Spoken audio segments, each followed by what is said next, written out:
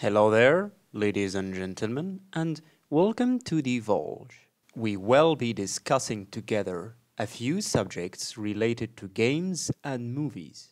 Our goal of the discussion will be focused on highlighting and revealing both the good and bad sides of each individual product, definitely from our own perspective.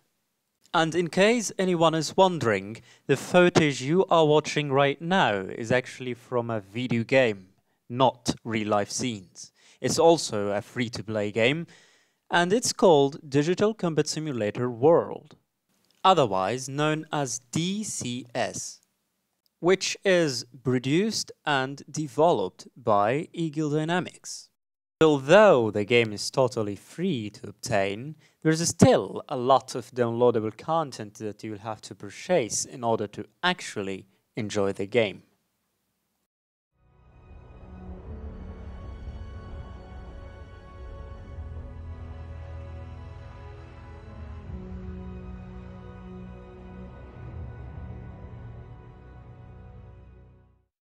Doubtlessly, such a magnificent aircraft simulator game. However, it's actually not our subject for today. Fury is the movie that we are going to discuss today, despite we actually can't use the original film scenes for copyright issues. We have managed to recreate the scenes from a video game called Company Pharaoh's Blitzkrieg Mod. Most particularly, we will discuss the scene of the 4 Shermans, including the heroic Fury, against the Tiger tank, which is a huge historical bonus for the movie, by the way, that they have used the real Tiger tank located in the Bavington Tank Museum, which is the only operational World War II Tiger tank in the world right now.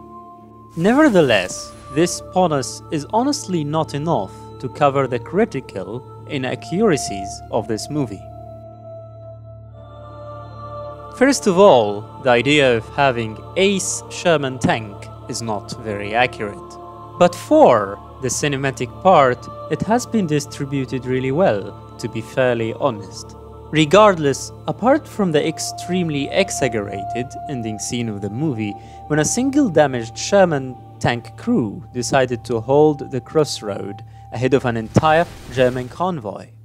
I guess we could all agree that still the most inaccurate part of the movie was when the Tiger tank crew decided to advance forward, leaving their position behind the smoke cover in order to engage the Shermans by closing in and eventually reducing the distance.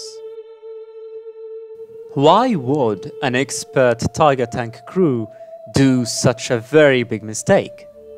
Most of the German tank commanders knew for a fact that their Tiger tanks are meant to be used at long range, specifically when outnumbered, not to mention the slow turret rotation speed of the Tiger tanks, which has often forced some of the German tank crews during the Second World War to use the Tigers similarly to tank destroyers, as they have preferred to rotate their entire tank right and left, rather than wasting time rotating the turret itself.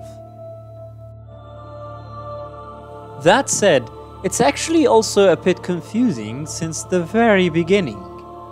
When the Tiger tank attacked them the first time from ambush, why did the German crew choose not to destroy the Sherman with the long barrel first, also known as the Fury Sherman? Despite it's clear that the long barrel Sherman would be definitely more dangerous for them than the other Shermans with a short barrel gun. Furthermore, if the Fury long barrel Sherman with a 76mm gun would have really not been the first one to be killed, I suppose that this particular Sherman would have not tried to flank the Tiger in the first place, given the reality that the 76mm gun is more capable of engaging the Tiger tank frontally at this range. Not to speak about how the tank commanders in this movie have kept their hatch open during the entire scene, which is extremely unrealistic, because in real life, they just closed the hatch and kept themselves inside the tank, in order to protect themselves. But even if we ignore all that, there's absolutely nothing worse than the moment when the Sherman tank bounced off the Tiger Tank 88mm gun. That was honestly just incredible. Anyway, that being said, I have to thank you guys for listening, and if you agree with what I said, feel free to say so in the comments, and if you disagree, well, it would be also nice if you explain. Thank you for watching, and see you on the next episode.